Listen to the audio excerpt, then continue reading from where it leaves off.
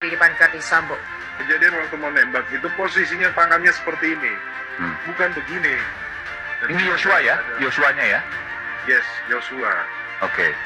Iya, jadi tangannya seperti begini, bukan begini yang disampaikan itu. Dan di depannya ada Barada Eliezer.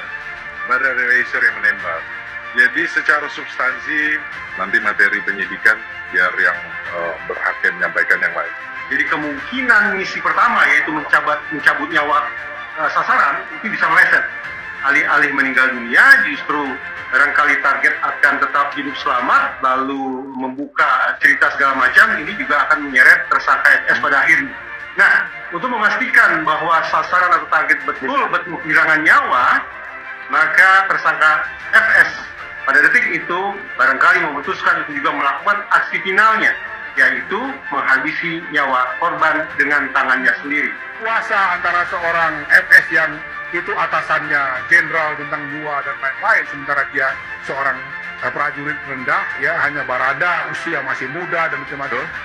Saya juga bicara dari hati ke hati kepada saudara FS. Saya bilang, kamu merasa nggak bahwa kamu sebetulnya sudah melibatkan seseorang yang mestinya dia itu menikmati masa mudanya, ya masa-masa dia mulai meniti karirnya itu diakui oleh saudara FS. Dia bilang, saya menyesal, saya minta maaf.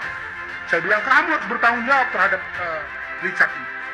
Kamu luar biasa, bukan hanya membunuh, tapi kemudian kamu juga bersalah sebetulnya. Keterangan terbaru terkait detik-detik pembunuhan Nofriansah Yosua Huta Barat atau Brigadir J diungkapkan oleh Roni Talapesi, kuasa hukum baru Richard Eliezer Pudiang Lumiu atau Baradae. Brigadir J disebutkan dalam posisi mengangkat tangan sedada layaknya orang yang menyerah di depan Irjen Verdi Sambo dan Baradae. Seperti diketahui, saat itu kejadian berlokasi di rumah dinas mantan Kadif Propam Polri Irjen Verdi Sambo di Kompleks Polri Duren 3 Pancoran, Jakarta pada Jumat 8 Juli lalu. Beberapa saat kemudian, Brigadir mengangkat tangannya sedada 3-4 tembakan meletus dari pistol Baradae. Verdi Sambo yang berada di tempat kejadian perkara tentunya juga melihat apa yang dilakukan Brigadir di sisa akhir hidupnya. Saya kasih bocoran sedikit, kejadiannya posisi tangan seperti tangan di depan dada lalu Baradae menembak, kata Roni. Hal ini berbeda dengan pengakuan Baradae yang sempat diungkapkan mantan pengacaranya Doli Payumara. Pasalnya Doli Payumara mengatakan Brigadir J mengangkat tangannya di atas kepala seperti orang yang pasrah. Selanjutnya, Roni tak membeberkan isi BAP yang merupakan bagian dari strateginya untuk membela Baradae di pengadilan nanti. Berbanding terbalik dengan yang dilakukan Doli Payumara, menurut Baradae diperintah oleh Verdi Sambo yang sudah mengakui sebagai aktor utama pembunuhan Brigadir J.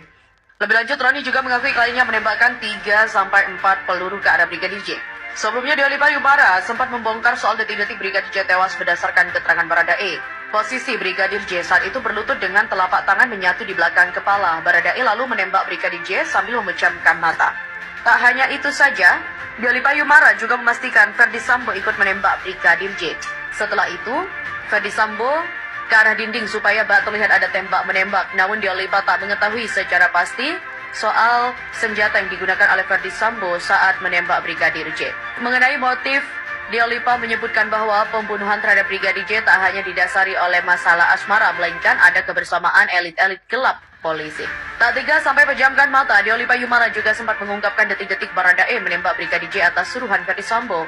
Doli mengatakan saat eksekusi Baradae berada di posisi sulit. Di sisi lain, kata Doli, Baradae berat hati melaksanakan perintah dari Verdi Sambo. Namun jika tak melaksanakan perintah Verdi Sambo, justru nyawa Baradae yang akan terancam. Dikatakan Doli dengan mata terpejam, karena saking takutnya Baradae pun akhirnya menembak Brigadir J. Verdi Sambo mengungkap